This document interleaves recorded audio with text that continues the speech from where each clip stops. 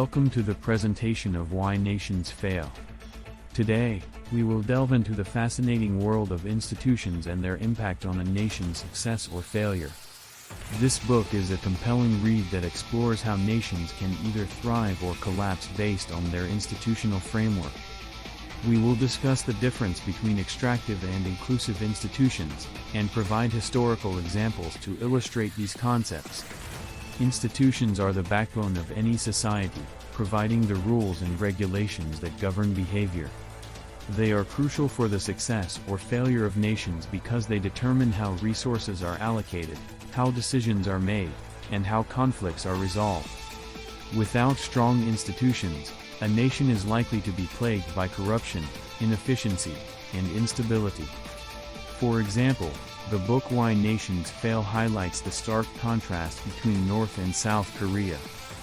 Despite having similar resources and cultural backgrounds, the two countries have vastly different levels of economic and political development.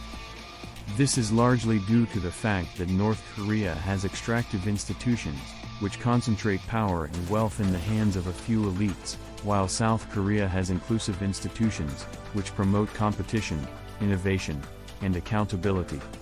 As a result, South Korea has become one of the most prosperous and democratic countries in Asia, while North Korea remains one of the poorest and most repressive regimes in the world.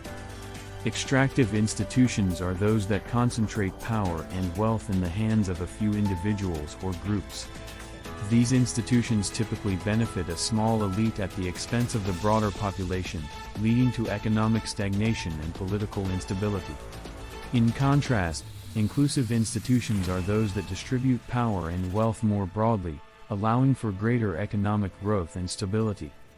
The consequences of extractive and inclusive institutions can be seen in numerous examples throughout history. For instance, the Spanish colonies in Latin America were characterized by extractive institutions that enriched a small group of elites while leaving the rest of the population impoverished. In contrast, the United States developed inclusive institutions that allowed for greater social mobility and economic growth.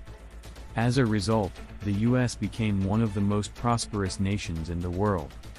In the book Why Nations Fail, the authors provide several examples of historical situations where extractive or inclusive institutions have played a major role in the success or failure of nations. One such example is the colonization of the Americas by European powers. The Spanish Empire, for example, established extractive institutions in their colonies, which were designed to benefit a small elite at the expense of the majority of the population. This led to economic stagnation and political instability in these regions. In contrast, the British Empire established more inclusive institutions in their colonies, which allowed for greater economic and social mobility and ultimately contributed to their success. Another example provided in the book is the case of South Korea and North Korea. After World War II, both countries were devastated and impoverished. However, South Korea was able to establish more inclusive institutions that encouraged entrepreneurship and innovation, while North Korea remained under an extractive regime.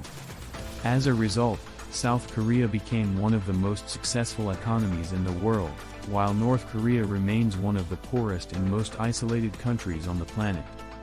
As we look towards the future, it is clear that institutions will continue to play a critical role in determining the success or failure of nations.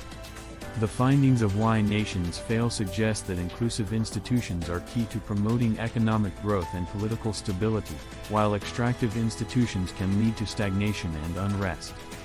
However, the path towards inclusivity is not an easy one. It requires significant changes to existing power structures and a willingness to confront deeply ingrained inequalities. But the potential rewards are immense. A more prosperous and equitable world where everyone has the opportunity to thrive. In conclusion, we have learned that institutions play a crucial role in the success or failure of nations. The book Why Nations Fail provides compelling evidence for how extractive institutions can lead to poverty and political instability, while inclusive institutions can lead to economic growth and prosperity. Furthermore, we have seen historical examples of how these institutions have impacted real-world situations, such as the rise and fall of empires and the development of modern democracies. By understanding the importance of institutions, we can work towards creating more inclusive societies and promoting progress for all. I highly encourage everyone to read Why Nations Fail for themselves and delve deeper into this fascinating topic.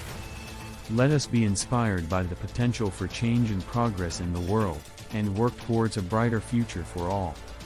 Thanks for watching. Like and subscribe, and we will catch you on the next one.